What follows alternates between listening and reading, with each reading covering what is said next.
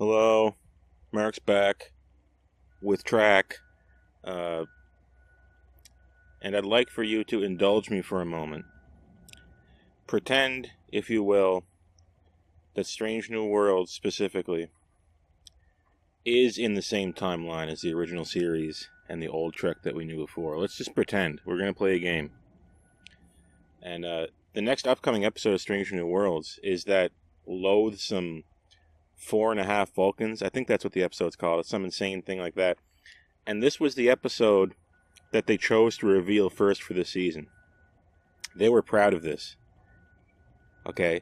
Now, in this episode that's coming up, it appears that multiple characters, I think 4, I can't remember exactly who it is. I never went back and rewatched this trailer because I just don't want to see it. It appears that they are turned, at least momentarily, into Vulcans. And instantaneously, their hair changes. And they instantly become logical. You know how Vulcans are. They're logical, right? It's genetic, right? They're just born logical, right? Pretend, like I said, that we're all on the same timeline and this is fine. Okay? That means that previously, Vulcans didn't have to learn logic, right? They didn't have to have a master. They didn't have to have, schooling on logic. They didn't need to read books on it. They didn't need to have a colonar, right? It wasn't challenging. It's something they just came by naturally, right? Because if by the time we get to Strange New Worlds, we can just turn into a Vulcan and become logical, that means all that education, that was for nothing. It's all genetic. Your thoughts are in your DNA, right? That's what that would mean. If we were in the same timeline, it meant all that work to learn logic was pointless because you just get it for free by being a Vulcan. And apparently Pike and the gang get it for free by momentarily turning into Vulcans. They just become logical. And they just also change their hair. That's what you got to believe. That's what you got to believe if we're all in the same timeline, right? Good thing we're not. That's very lucky. Very lucky we're not in the same timeline. Therefore, it's different now. Vulcans are just different. They're just logical by nature. They don't have to do any work for it. They just get it by default.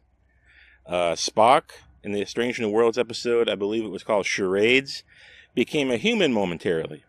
Okay, fun enough idea. But when he became human, he stopped being logical. All these emotions, I can't handle it. Okay. Now, do you think... Are you going to give the writers the benefit of the doubt? That's the question. Are you going to say, you know what, the writers knew better, and they just thought this would be funny, or they didn't know better, and they thought that Vulcans were just logical at the DNA level, right? Which one do you think it was? Probably the latter, but when he became a human in this episode, go watch it, Charades, I think that's what it was called, he was no longer like Spock. He was half Vulcan, half human, okay. He learned logic, okay. He became a full human and unlearned logic. He unlearned something. Now, a lot of people would clap back and say, listen, if your brain changes like that, you're going to have a hard time, right? And you would, right? Because your brain is dictating how you act. But is it going to make you forget things that you were taught? I don't know. That's a bit of an if. Maybe it's a bridge too far. But what is definitely a bridge too far is when we get around to the episode coming up next week or the next few days, where characters who are human turn into Vulcans and get logic out of nowhere.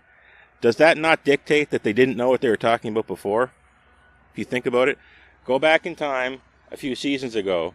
Remember that Spock became a human, forgot logic.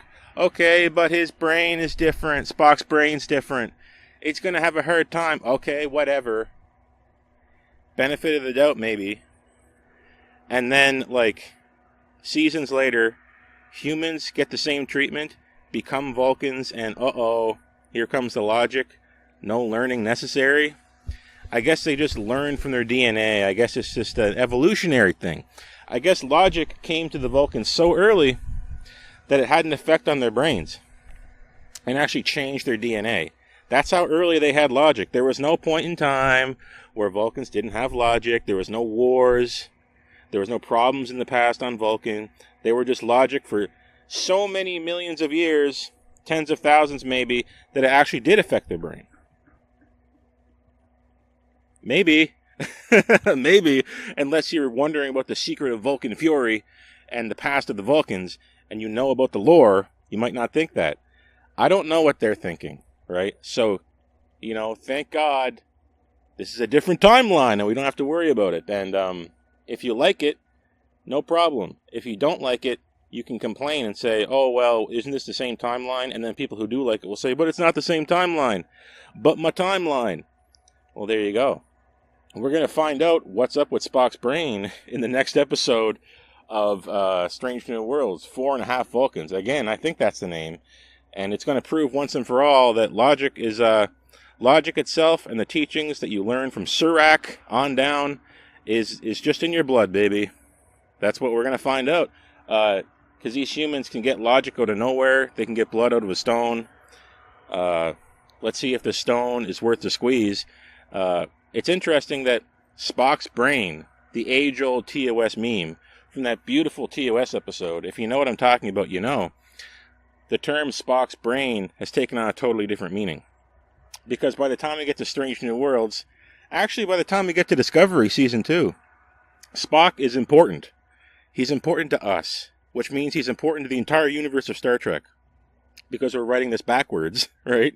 Why is Spock important? Because he's important to us. Therefore, stories need to revolve around Spock. And I'm not the first one to see this coming, and I'm not the first one to complain about this either. I've seen some people say, like, Strange New Worlds just feels like a Spock show. Like, there's so much stuff about Spock and the unfortunate Spock relationships that we've been encountering. What's up with Spock's brain? Back in the day, it was a funny meme, but now Discovery Season 2 comes along, and Spock is dyslexic or something. He's all crazy, he's sick, and we got to put his brain back together. And then we get to Strange New Worlds, and Spock gets his brain switched with T'Pring, or his Katra, as it were, and Mbenga switches it back with the mashed up paste of a sea urchin.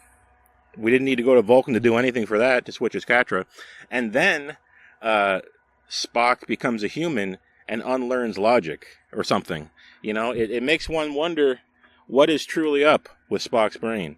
And now, the next episode coming up, what's up with the brains of, who was it, like Pike, La'an, Uhura, Una. I can't remember exactly who's going on this mission where they need to become Vulcans, or the exact nature of how they do. Unfortunately, we're going to be finding that out in a few days. And again, this is the episode that they first decided to show scenes from Season 3 with. This is the episode that they were so proud of that they had a clip from it like a long time ago now to show people what's coming for Season 3. This is what they're proud of. I don't know how much more benefit of the doubt I can give people before it just stops making sense. Like, do these people, like, A, did they think that Vulcans are born logical, and B, do they think you can teach a human something just through genetically altering them, right? Learning is something you do. It's an experience. It's not an innate thing that you just get, essentially. I mean, you get certain things from evolution, right? But the question is, the Vulcan DNA, how long has it been logical, right? They're not going to go into that depth with it. They're not going to look into the lore like that. They frankly don't have the same amount of time that we do, or that I do. And we need to appreciate that. Some people are just making a TV show.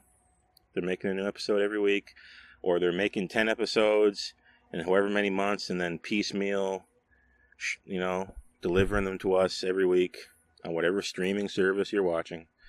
And that's that. So, I can be worried about these logical problems, right? And I can be worried about timelines.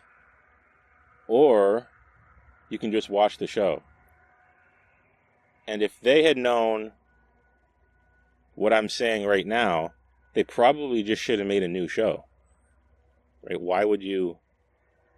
If you want to get bogged down in canon stuff, the best way to get bogged down in canon is to try to make a prequel. Right? If you don't know what you're doing, you don't want to be making a prequel. Weirdly, you want to be making a brand new show, right? Which is what we wanted. But sadly, we're stuck in prequel town, and we have to deal with, a so-so understanding of Vulcan physiology.